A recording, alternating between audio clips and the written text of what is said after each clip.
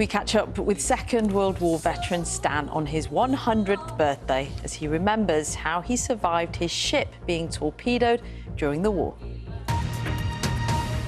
Now, as we mark the 80th anniversary of VE Day this week, we've been hearing the stories of those who helped secure victory in Europe. And this morning, we have the story of a man called Stan Ford. He was aboard HMS Fratton during the Second World War when it was torpedoed off the Normandy coast, killing 31 of his crewmates. Well, Stan is determined to honour the memory of those who served as he marks his 100th birthday. Our reporter John Maguire went to meet him at his party.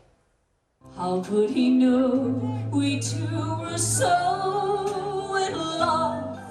Still dancing and singing at 100 years old. Upside down. But in many ways, Stan Ford shouldn't be here at all. 81 years ago, he was on board his ship, HMS Fratton, off the north coast of France, when it was torpedoed and sunk within minutes. He lost 31 shipmates, but survived because he wasn't strapped into the steel gun turret he was manning that day.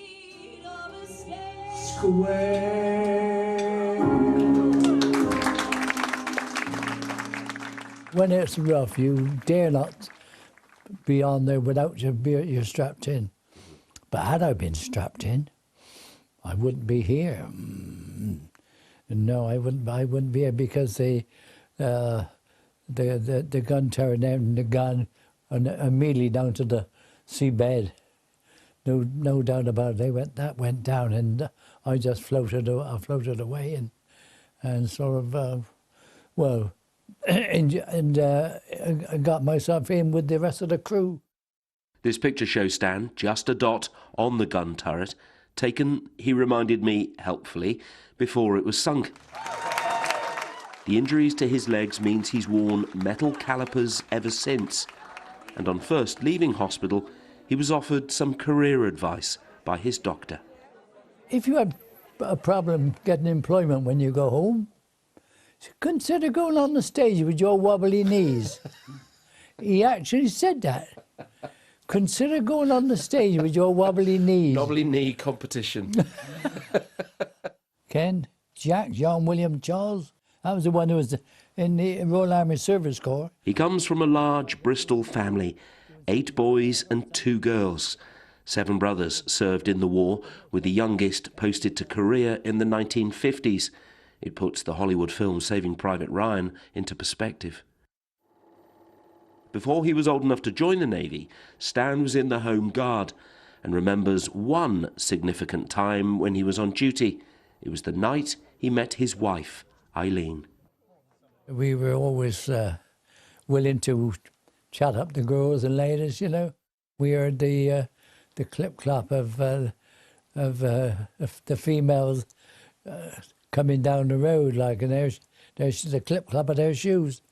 And they come right near to us, and they were very well. We had to be careful because it was the blackout. We see we couldn't.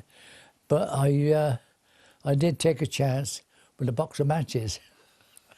I struck a match to see them, see what they were, see what these 2 ladies were like, you know, and they were very nice. And well, I said to my friend after, I said, mine was nice, I didn't think much of yours. Naughty, really naughty, yeah. To Stan.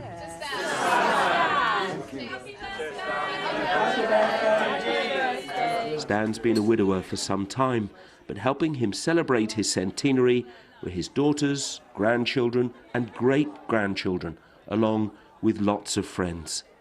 But even today, his thoughts are with his shipmates from 80 years ago. To think that somebody has gone to the trouble of doing this for me.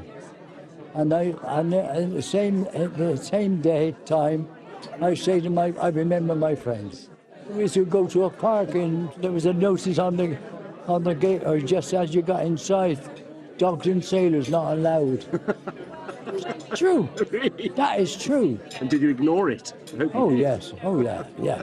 Dogs and sailors not allowed. Happy birthday to you. There's no stopping this former jolly sailor. He remembers fondly the past, but determinedly looks to the future. And we hope it's a long one. Happy birthday to you. John Maguire, BBC News, Keynsham. Oh, Stan, happy birthday. What a remarkable chap. Happy birthday, Stan. What a great cake as well. Yeah, and hearing those memories as well as looking to the future. Of course, you can follow all the coverage of the VE Day celebrations across the BBC this week. All those special programmes, just look on iPlayer for them. And finally, at 105 years old, Owen Filer will be one of the oldest guests at tomorrow's Royal British Legion commemorations for VE Day. But ahead of that, he has been passing on his recollections to his teacher granddaughter's young pupils.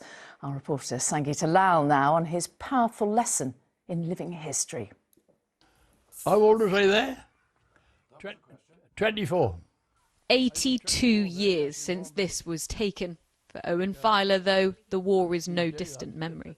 Now 105, he still recalls the moment he sat down for the photo. I was with a mate from Liverpool, and he said, "Oh, there's a photograph shop here, let's have it done." The former military police officer will never forget what he saw during his 6.5 years of service and those he lost. This was his last family picture, taken just before he was deployed to India in 1944. When we left Liverpool, we zigzagged for 3 days, heading out towards the Atlantic to put the U-boats off scent, and it worked. And one morning we woke up, we could smell it, and the spice smell was in the air, from Tangier. You could smell it. Owen returned home in February 1946 and met his son Gareth for the first time at 9 months old, born on VE Day. Now an ambassador for the Royal British Legion, Owen gives talks at the school opposite his home where his granddaughter teaches. He has become the heart of his community.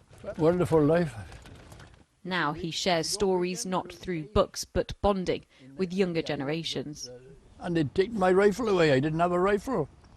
And we were guarding Andover Airport with bombers taking off. For these 11-year-olds, history has come to life. He actually was there. He knows what happened. Yeah. You're lucky, aren't you? Yeah. Getting a lesson like this. It brings back memories of the soldiers that died in the war. Yeah, memory. And they fought for our lives. Yeah, and won. How they persevered and they got to the victory then. Yeah. He gives information more than like any book would do. The wording is quite like surreal. Always proud of his achievements, Rachel Ford learnt so much from her grandfather as a child, inspired once again, watching him teach her students. He's sharing what he's been through, his emotions, what he wore, what the atmosphere was like. He's seen and heard and done a lot in his time. Owen went to war to save children he never knew. Now, so many years on, he is helping them once again, still serving the generations he fought to protect. Sangeeta Lal, ITV News, Cwmbran. An amazingly youthful Owen Filer. That's all from us.